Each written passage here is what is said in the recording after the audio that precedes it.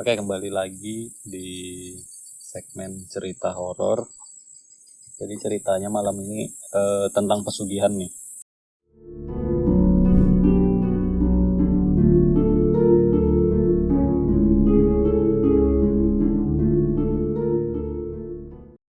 Awal 2015, saya pernah mengantar seorang teman ke selatan Pulau Jawa.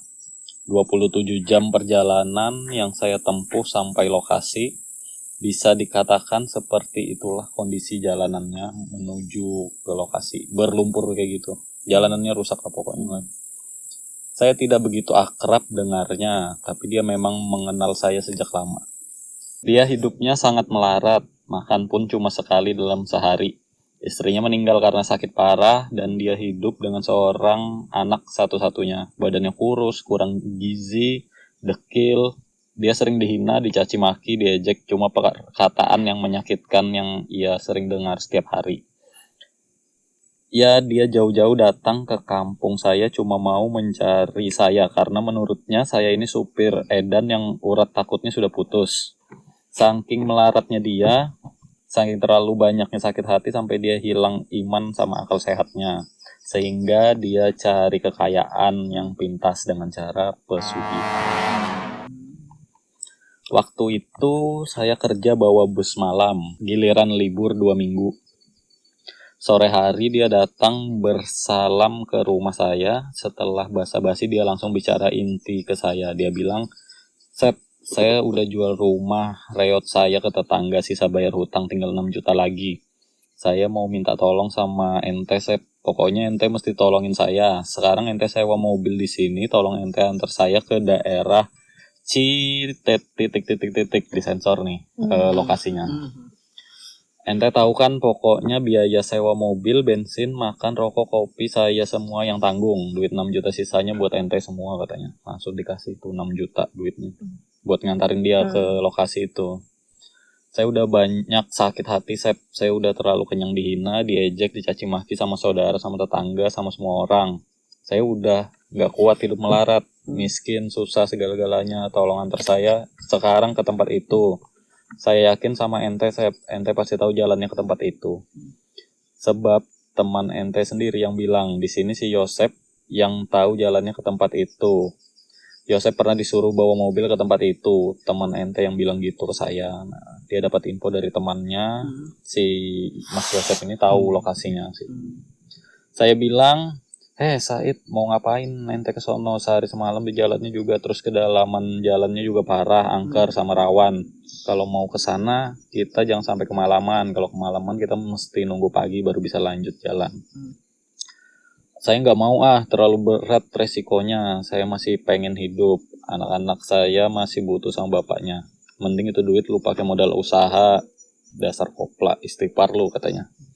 Nah, dimarahin tuh si temannya sama si Mas Yosep. Dia tetap sama pendiriannya. Dia sudah berbuat nekat. Dia mohon-mohon ke saya supaya saya bisa bawain mobil ke tempat itu. Mau nggak mau saya mengantarnya. Jam 8 malam saya mengantarnya ke tempat itu. Pinjam mobil Suzuki APP punya tetangga.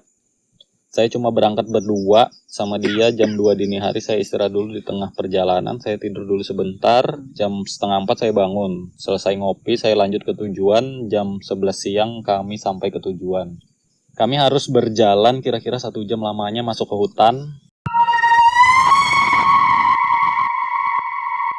Saya jalan di belakang dia, saya cuma mengikutinya. Jalan kaki nih mereka nih. Tibalah kami di sebuah rumah panggung yang dari kejauhan saya mencium bau kemenyan.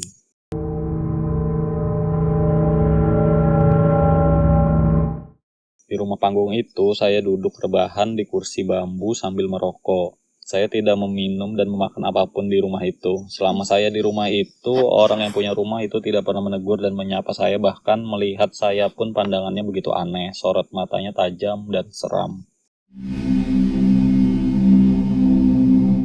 Entah apa yang mereka bicarakan malam harinya, dimulailah proses ritual.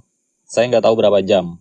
Entah ada apa dalam diri saya, entah kenapa mata saya selalu saja melihat hal yang tidak masuk akal dan di luar nalar.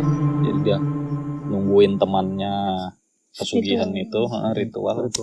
Dia ngelihat yang aneh-aneh tuh si Mas Yosep. Melihat teman saya makan, saya langsung terasa mual, rasanya mau muntah. Saya langsung keluar, saya muntah-muntah, saya jijik melihat teman saya makan nasi dan lauk pauknya. Apa yang saya lihat saat dia makan? Awalnya saya lihat nasi lontong, tapi pas dibuka oleh dia, lalu yang saya lihat sebenarnya dalam daun pisang itu ulat tanah sebesar betis. Dia begitu lahap memakannya. Saya lihat ikan teri, tapi nyatanya belatung, seperti belatung dari mayat manusia. Saya jijik melihat semua yang dia makan, saya langsung mau muntah melihatnya. Di luar rumah, saya melihat sosok tinggi besar dekat pohon, lidahnya panjang, menjulur keluar, matanya melotot, badannya berbulu kasar, bau bangkai.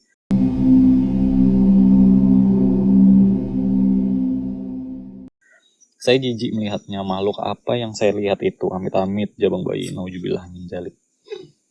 Selesai dia makan, dia disuruh menyembelih seekor monyet. Saat ia menyembelih monyet itulah saya menangis melihat. Dalam hati saya bergumam, ya Allah, di mana hatinya teman saya itu? Ditaruh di mana otaknya? Benar-benar bejat, rusak, haram, jahanam itu orang. Haus sama harta kekayaan sampai hati dia menukar imannya demi harta. Dia melihat cuma seekor monyet, tapi saya lihat anaknya yang disembelih. Iya, jadi tumbal. Jadi tumbal. Anaknya yang ditumbal.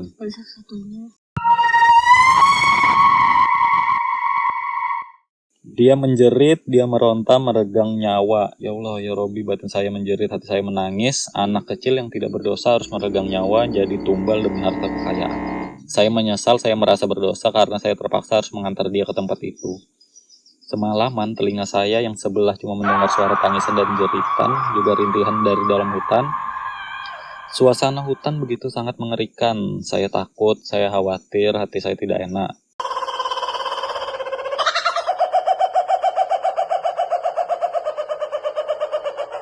Batin saya tidak tenang, saya ingin segera pulang. Saya tidak kuat lagi di tempat itu. Pagi-pagi kami pamit pulang. Si pemilik rumah cuma menatap tajam diri saya, entah apa yang dia lihat. Di tengah jalan setelah kami keluar hutan, tiba-tiba saya lihat teman saya itu badannya banyak bulunya. Saya tidak bilang apa-apa sama dia, saya cukup diam. Sesampainya di mobil, saya langsung berangkat. Mesin juga tidak dipanasin. Saya jijik melihat teman saya itu. Saya benci, saya muak. Kalau saja saya tidak ingat hukum, rasanya saya ingin membelah kepalanya. Saat malam hari di perjalanan, di kaca spion saya melihat sosok hitam duduk bertiga di jok belakang.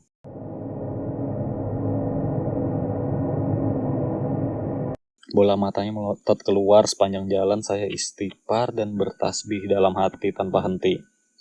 Saya berhenti di rest area, saya langsung makan dan saya menjauh dari dia.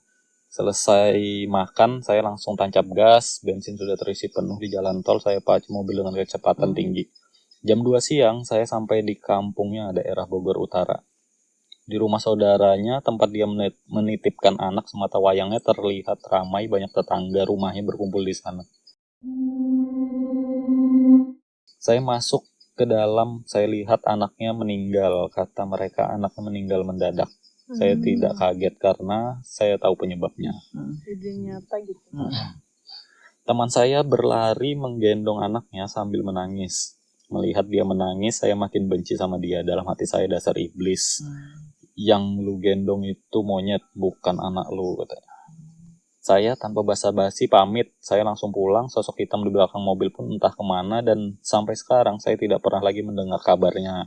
Mungkin dia udah mampus atau lagi menikmati kekayaannya.